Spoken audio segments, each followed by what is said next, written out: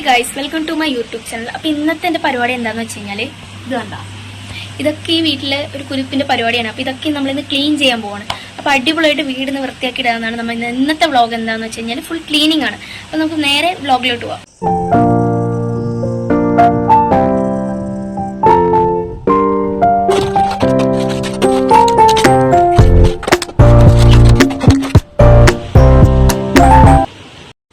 ഇവിടുത്തെ അത്യാവശ്യം പരിപാടികളൊക്കെ കഴിഞ്ഞിട്ടുണ്ട്. നമുക്ക് നേരെ അടുക്കളയിലോട്ട് പോകാം. അടുക്കളയത്തെ ക്ലീനിങ് ആണ് നെക്സ്റ്റ്.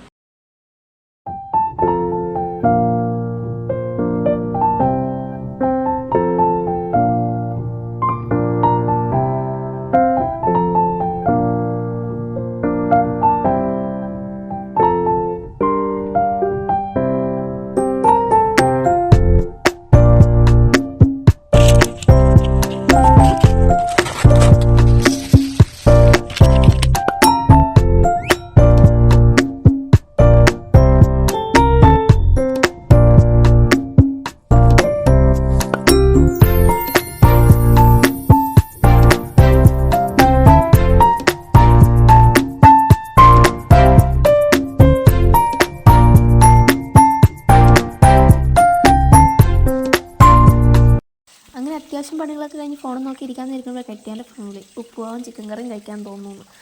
അങ്ങനെ റെസ്റ്റ് എടുക്കാൻ തന്നെ ഞാൻ നേരെ പോയി ഉപ്പുമാവും ചിക്കൻ കറി ഉണ്ടാക്കാനുള്ള പരിപാടിയിലോട്ട് ഇറങ്ങി. അപ്പോഴാണ് പെട്ടെന്നുള്ള വിശപ്പിൻ്റെ വിളി വന്നത്.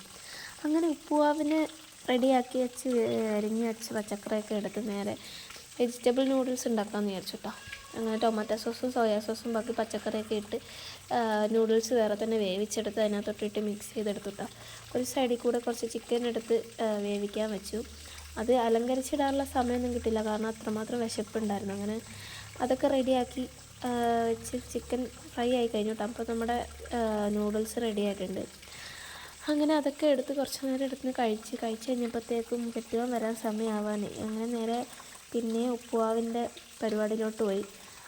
പിന്നെ ഉപ്പുമാവ് നേരത്തെ ഉണ്ടാക്കി വെച്ചാൽ കൊള്ളില്ല, വരാനാകുമ്പോൾ ഉണ്ടാക്കിയാൽ മതി എന്ന് പറഞ്ഞു.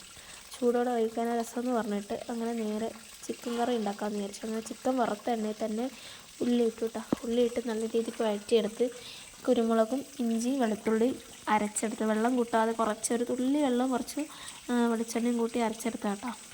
അങ്ങനെ അരച്ചെടുത്തത് അതിനകത്തോട്ട് ഇട്ട് നല്ല രീതിക്ക് മിക്സ് ചെയ്തെടുത്തു. ശേഷം കുറച്ച് ഒരു പച്ചമുളകേ ഇട്ടിട്ടുള്ളൂ, കാരണം കുരുമുളകിനൊക്കെ നല്ലപോലെ ഇട്ടതുകൊണ്ട് തന്നെ പച്ചമുളക് വെറുതെ ഒരു സമാധാനത്തിലൊരു പച്ചമുളക് ഇട്ടു. അത് കഴിഞ്ഞ് ചിക്കൻ മസാല മല്ലിപ്പൊടിയൊക്കെ ഇട്ട് നമ്മുടെ തക്കാളി ഇട്ട് കൊടുത്ത് അതെല്ലാം കൂടി ഇട്ട് നല്ല രീതിക്ക് വഴറ്റിയെടുക്കണം കേട്ടോ.